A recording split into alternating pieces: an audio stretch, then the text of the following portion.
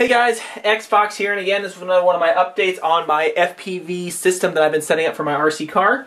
So the last time that that you guys were here, and I showed you, I was able, I was very disappointed in the range that I was getting with this Fat Shark system. I was only getting like, I don't even know what they said, like maybe like I was getting like 40 feet or something like that before it'd get all funny. And, it wasn't my radio and all that stuff. Check out my other videos for some of you guys out there who are probably saying, oh, it's radio, da, da, da. Anyway, so this is what I had set up. Again, I know it's sort of crooked on there, but just for my testing purposes, I went ahead and put it on there. So there's my camera and everything. So what I had to end up doing is getting these omnidirectional, I guess they call them, antennas here. And these things were like, man, like 70 bucks after shipping.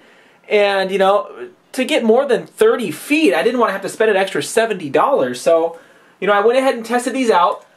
I'm going to go ahead and take both these off here. I went ahead and tested both of these out, and I did get an extra, 20, 30 feet with these things. So I was able to actually go across my street from sitting on my porch, which by default the stock system should do. So those are the ones that I had. But I also told you guys I had some different ones coming here. Ones that had a little bit of an extension on them so they'd stick up a little bit higher. So here you go. You can see. Hopefully you guys can see those here.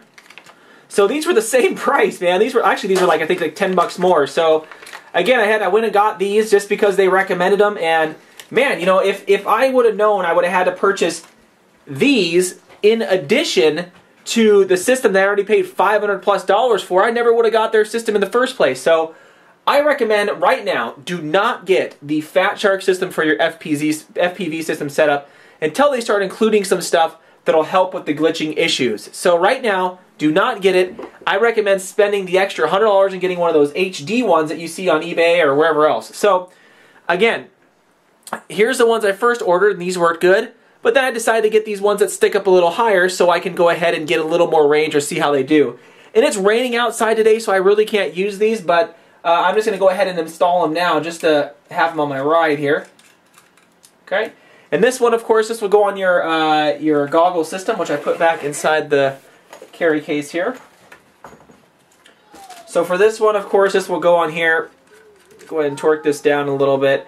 And as you can see right here, again, you don't torque this all the way down right here. You're going to have a little bit of an extra room right there. So yeah, so, one more thing that I got, and let me see if I can go grab it here really quick. Alright, perfect, so I got it. It's going to be this extension cable right here. And this extension cable just pushes the camera out farther from your, from wherever it might be, and especially if it's too close. Some people were saying, hey, if your transceiver right here is too close to the receiver on your rig, it might get in the way. So this thing I could like snake somewhere. I could put down here and maybe snake it up to the front of the car, or I just got it because I didn't want anybody saying, oh yeah, it's too close to your transceiver on your car when it's like all the way tucked up underneath here. So I just got this instead, hoping that it's going to help me out a little bit. But I'm going to let you guys know how this works out when it stops raining here to go with, this sort of an extended one comparison to the smaller Omni one here. Again, both these were very expensive, and I really would have recommended these be included in the kit, especially when you're paying $500 for an FPV system.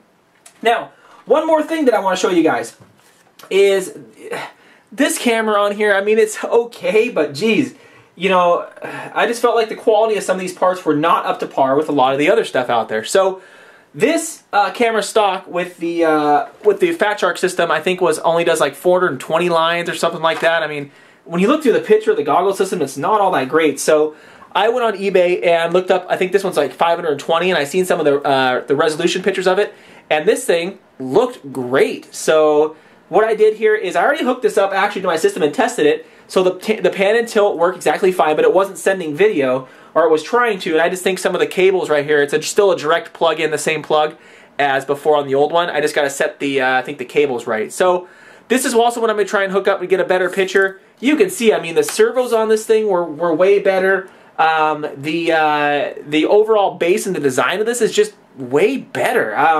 you know, again, it's just I wish I would have not got the Fat Shark system and just went ahead with one of the other systems that were like $100 more to get all these upgrade and additional parts that'll help you out further down the road. So yeah, hopefully this guide, again, will give some of you guys an insight in case you're trying to build something like this. Again, stick with my series, definitely subscribe, and you guys can see all my adventures that I'm doing. Thanks again, guys.